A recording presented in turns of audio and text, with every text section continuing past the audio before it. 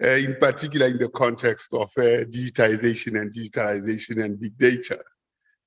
And the key questions that one wants to ask, or the approach that one takes in these kinds of discussions, is one of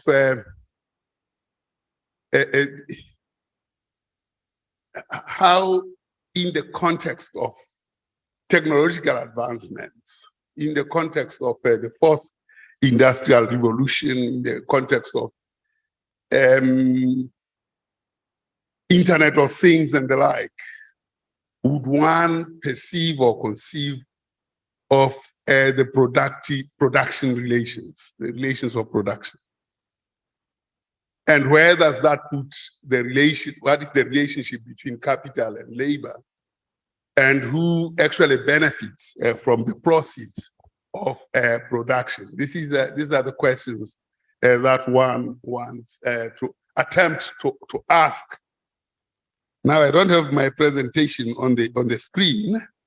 I'll have to get my laptop because otherwise then I'll be talking off the cuff, which I could very well do, but my process will be a little bit confusing. But those are the questions that I'm trying to deal with. And in particular, in the context of information technology, the key question of the tragedy relates to probably the absence of scarcity, because the tragedy of the commons is driven by the question of scarcity and how the means of production are competed for by those who are participating in that environment, and they then optimize their utility of the resources that are before them. But in the context of information technology, is there scarcity? Because in that context, the processes that technology, the virtual products,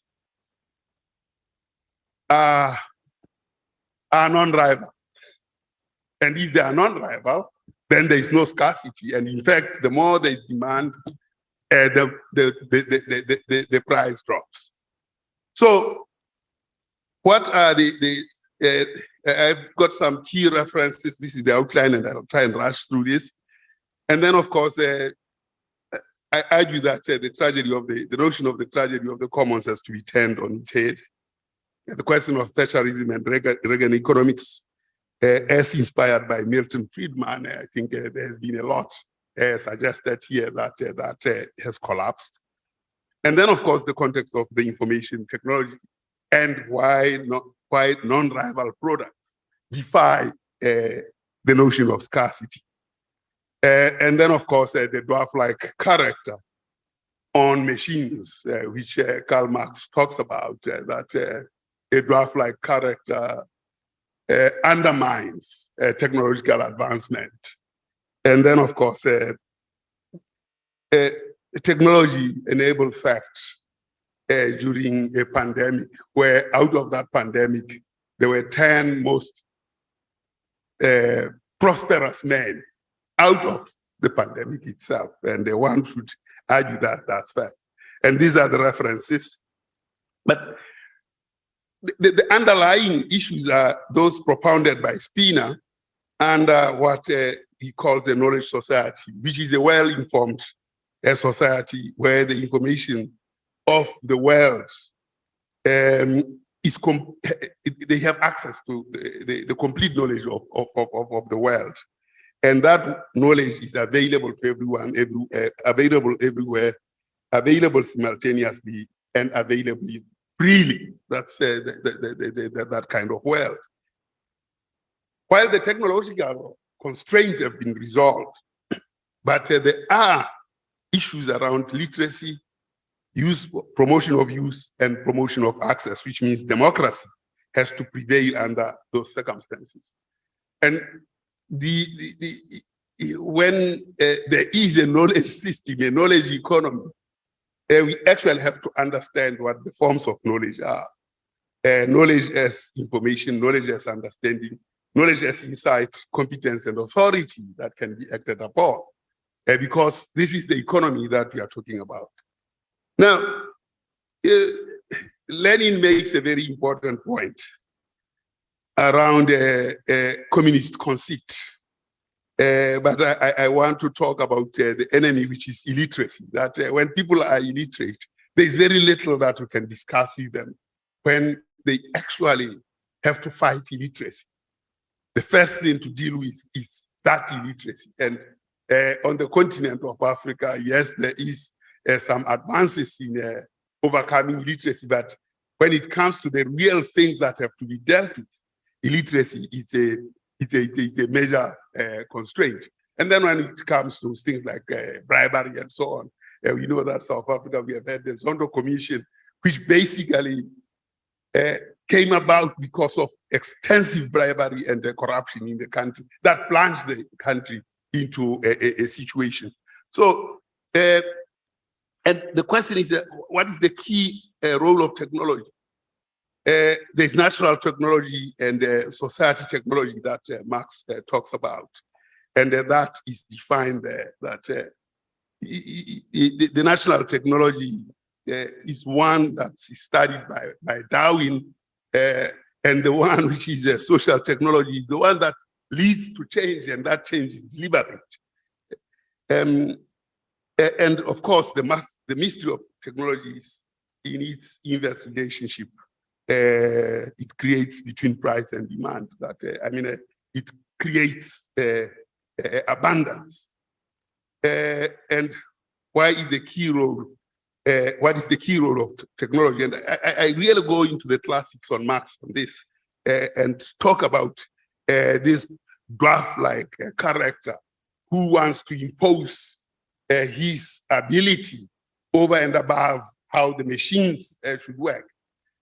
And Marx, talking about the contradiction, inherent contradictions, discusses the role of capital in maturing the forces of production into a different mode of production, which, of course, at the moment, we are therefore suggesting that there is no role for capitalism in an information abundant society.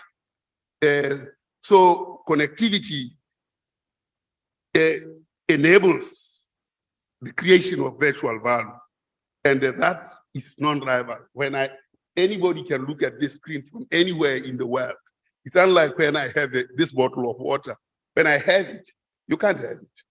So there is scarcity there. But on this platform, on a virtual product, there is no scarcity. And in fact, even on physical products, the scarcity is rather an imposition by capital rather than anything else. So the question that we should impose on Africans is, how do they digitalize and digitize themselves when they will be 2.5 billion in 2050, where every third person or every 300.2 person in the world will be African? So how does Africa digitize itself in order to reduce the friction of physical movement of things, and therefore exploit the greater possibilities that and evade the tragedy of the commons? Because this tragedy of the commons is a figment of capital in the context of digitization and digitalization. So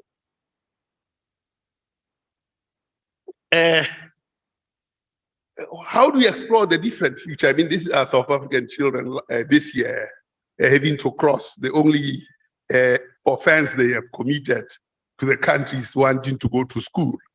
Now, and then they have to drown crossing rivers. The question is, how do we use technology to solve some of these friction problems in order to avoid this seemingly tragedy of the commons? I argue that the tragedy is actually so much more about the private rather than the commons in the platform of technology. Because the private want to usurp and use this technology to manage us, and therefore minimizes the possibilities that technology provides for an economy of abundance. It is not the tragedy of the commons, but rather the tragedy of the private, who actually have an extractive relationship with technology. And therefore they have become a dwarf-like character in the context of information technology in the form of Internet of Things, where they still want to control, when actually they don't, given technology, they cannot actually possess any control. So how do we then resolve the human condition that Amartya Sen says that we should look at poverty from a multidimensional perspective, which includes access to technology, which should be free in order to dispense with the information of the world to everyone simultaneously and freely. You'll understand as I talk, I come from a statistics office where public access to public numbers is enabled by technology. And then resolve the contradictions between, for instance, labor that maximizes wages against capital that maximizes how it exploits labor and capital, government in taxes, and capital that tries to dodge taxes. I mean, the amount of conflict between institutions in countries and in the state is so huge that we have to resolve this kind of situation. In that respect, of course, the Asian Chinese, this lady, Webb, talks about how China escaped the therapy, shock therapy, and created its own and followed its own Qing dynasty markets of an ever normal granary, which means they managed to de-risk the possibilities of investment by certain sectors of the economy that had to be ever normal, so that things like industrialization and so on. So technology in that respect becomes that ever normal granary that society should exploit. So Bastani exploring a different future that is driven largely by technology argues correctly that the bigger, while there are possibilities, the bigger obstacle is actually of barriers that are political in nature rather than technological. And Spina, in his document on knowledge forms, actually says the technological barriers have been resolved. What is important is to deal with democratic rights, to deal with knowledge, so that access, and then of course to deal with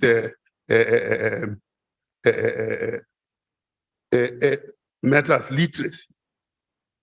So when we look at Skillers Institute, in the more recent reports they have published, actually they talk to the banking system and all these other institutions, aware and mindful of the fact that information technology is near and it's there. And if we leave the Wild West, where the trains used to be ambushed, with technology you can ambush all of us by a touch of a button. And that's why these 10 most powerful men in terms of their riches occurred in the course of COVID and emerged as the most wealthy after the COVID. So the precipice we face globally is that one that Laroche is calling for a different kind of system. And I think the problem is once this system, if the system continues in the way it is, there's monetization of digital forms of identity. And this monetization of digital forms of identity enables those who have these digital forms of identity to exact and extract a value from ourselves.